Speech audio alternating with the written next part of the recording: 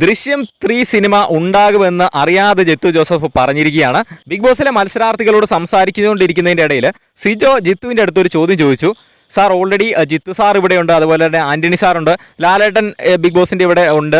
അപ്പോൾ ഈ ഒരു ഓഡിഷൻ നടക്കുന്നത് ദൃശ്യം 3 സിനിമയിലേക്കാണോ എന്നൊരു ചോദ്യം സിജോ ജിത്തു ജോസഫിന്റെ അടുത്ത് ചോദിച്ചു. കാരണം ദൃശ്യത്തിന്റെ ഡയറക്ടറും പ്രൊഡ്യൂസറും ആണല്ലോ അവരുടെ മുന്നിലിരിക്കുന്നത്. അപ്പോൾ അവരങ്ങനെ ചോദിച്ചു. അപ്പം പക്ഷേ ജിത്തു ജോസഫ് പറഞ്ഞത് ഇത് ദൃശ്യം സിനിമയ്ക്ക് വേണ്ടിയിട്ടുള്ള ഒരു ഓഡിഷൻ അല്ല. ദൃശ്യം സിനിമ എൻ്റെ മനസ്സിലുണ്ട്, അത് ആലോചനകൾ നടക്കുന്നേ ഉള്ളൂ, അതിപ്പോൾ സംഭവിക്കത്തില്ല, അതിന് കുറച്ച് താമസമുണ്ട് എന്നാണ് പറഞ്ഞത്.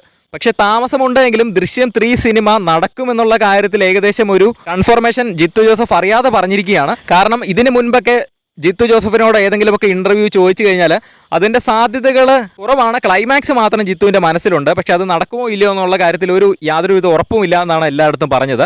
പക്ഷേ ഇന്ന് പറഞ്ഞത് ആ ഒരു സിനിമ ദൃശ്യം 3 ഉടനെ സംഭവിക്കില്ല എന്നാണ് പറഞ്ഞത്. അപ്പോൾ എന്തെങ്കിലുമൊക്കെ സംഭവിച്ചേക്കാം. അപ്പോൾ ദൃശ്യം 3 സിനിമ എന്തായാലും വരുമെന്നുള്ള കാര്യത്തിൽ നമുക്ക് ഏകദേശം കൺഫേംഡ് ആയിട്ടുണ്ട്. പക്ഷെ അവർ ഒഫീഷ്യലി പറഞ്ഞതൊന്നുമല്ല, അവരുടെ വാക്കുകളിൽ നിന്ന് നമുക്ക് മനസ്സിലായ കാര്യമാണ് ഞാൻ പറഞ്ഞത്.